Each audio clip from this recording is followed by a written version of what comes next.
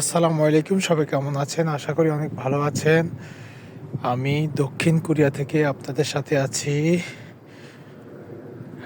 এখন শীতের প্রায় শেষের সময়। না শীত না গরম, অনেক বাতাস বয়ে যাচ্ছে। তার মধ্যে বাজারে যেতে হবে, কিছু বাজার লাগবে, তাই বের হয়েছি। বাসের জন্য অপেক্ষা করতেছি, যদি বাস আসে তাহলে উঠে যাব। এই যে লাল বাতি জ্বলতেছে, সিগন্যাল। কোরিয়াতে সিগন্যালগুলো অনেক গুরুত্বপূর্ণভাবে মানতে হয়, কারণ সিগন্যাল না মানলে পরবর্তীতে জরিমানা হতে পারে ভিসা যখন আপডেট করতে যাবেন।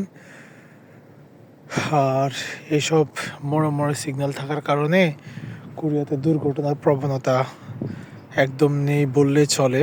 তো আমি যে বাসের জন্য অপেক্ষা করতেছি, সে বাস এদিক থেকে আসবে একটু পরে। আমি যাব ইজেনে।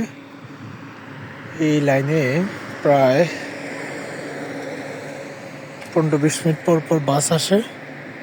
তো বাস মনে হয় চলে আসছে, এদিক থেকে একটা বাস আসছে, তো ওইদিকে যাবে। আর আমি যেদিকে যাব, আমি যাব ওইদিকে, ওই দিক থেকে বাস আসবে। ওই যে আমার বাস চলে আসতেছে।